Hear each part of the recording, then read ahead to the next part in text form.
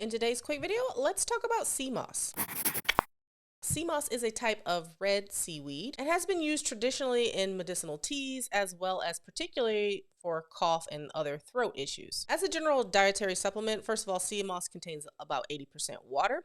It also has a larger source of carbohydrates as well as some protein as well, and even a little bit of fat. But it also has a variety of different vitamins and minerals, things like sodium, potassium, iodine, phosphorus, magnesium, and even calcium. The interesting thing about this is that when the sea moss is collected and how it's stored will also affect what different minerals you get out of your particular sample. And with this one, it's also going to be really important to making sure that you're getting it from a trusted source because it can be contaminated with things like lead or mercury or other minerals that might have been in or other chemicals that might have been in the water in which it was obtained from. So make sure you're choosing a brand or a supplement brand that actually does some sort of third-party testing to make sure that it's actually going to be safe for you to consume. Now, outside of its vitamins and minerals, there also is some evidence that sea moss is an antioxidant, meaning it can help scavenge free radicals and help reduce oxidative damage. Now, the biggest thing I see in the research out there for sea moss is that it is a great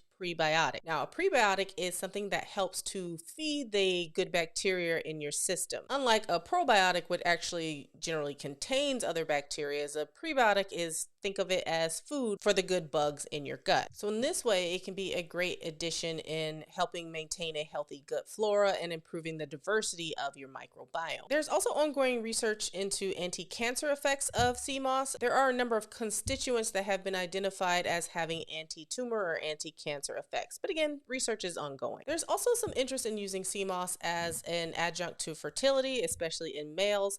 Now, the studies I've seen have only been in mice thus far, and in those rodent studies, the most common finding was that there was an increase in sperm motility, but really not much of a significant change in things like testosterone. So again, more research, especially in humans, would be needed for me to make a recommendation on this one as far as using it for sexual function. And as I mentioned earlier, because of the texture of using this as an extra, it has been used to help with cough as well as sore throat because it does have a very demulcent quality, meaning it can help to kind of line or soothe the lining of the throat and esophagus as well. So how do I use this one? Now, this is not one that I use a lot as far as a supplement. I do encourage people to eat seaweed.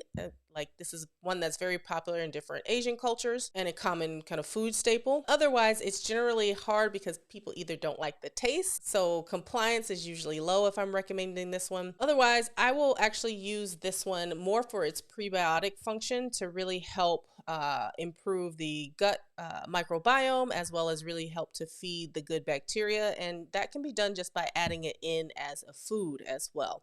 So let me know your experience down below in the comments about sea moss. Let me know how you use it, if you've used it, and what your experience was. All right, I hope that this video was helpful and that you learned something. Otherwise, I'll see you in the next one. Bye.